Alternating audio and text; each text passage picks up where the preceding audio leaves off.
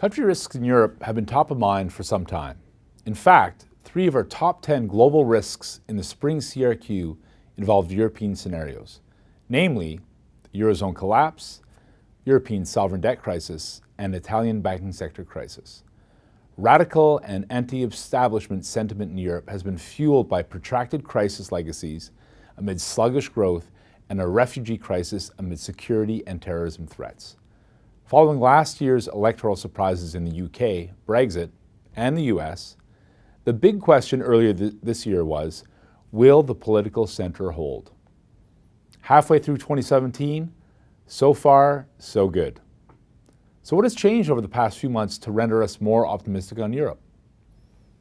On the political front, the Euroscepticism that was so pronounced in 2016 did not fare well in elections thus far in 2017.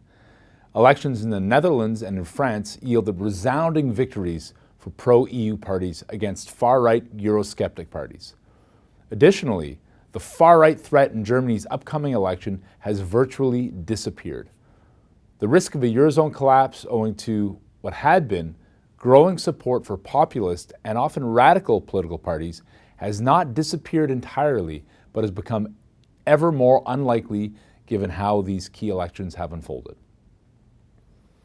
From an economic perspective, while not stellar by historical norms, economic momentum has turned decisively stronger of late, with many leading indicators reaching cyclical highs and pointing to increasingly solid growth.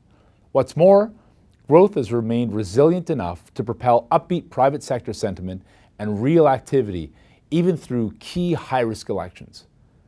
Whereas unmitigated economic malaise can transfer into the political scene, strong economic growth can cure political ailments. The EZ is testing this hypothesis with dramatic flair.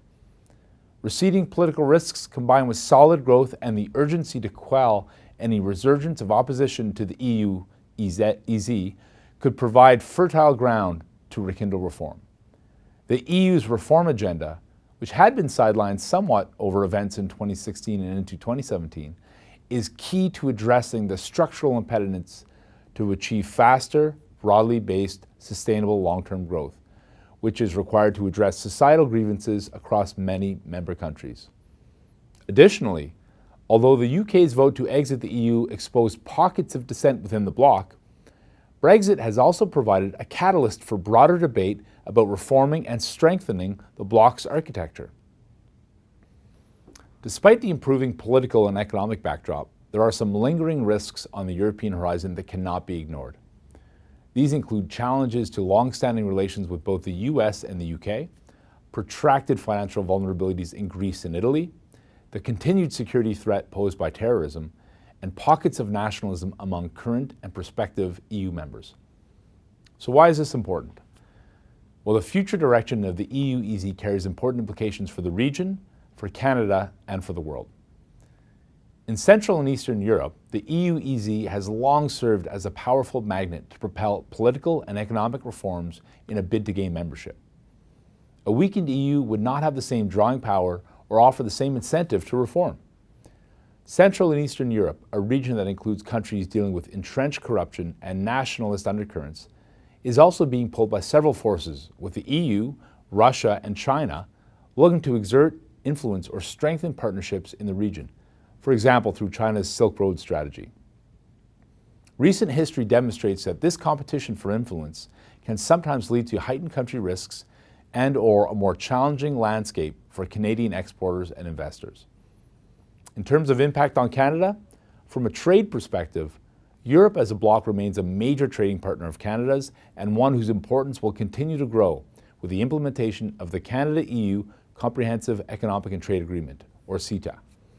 The centrist victory in the French election all but guarantees CETA's implementation in what may be seen as the first salvo in the battle against protectionism.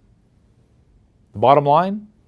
The lessening of country risks in Europe of late is noteworthy and promising, yet still nascent at best. Europe continues to face some key challenges, but after what was an eventful 2016, reasons for optimism are emerging. I'm Peter Whalen. Peter Hall will be back next week.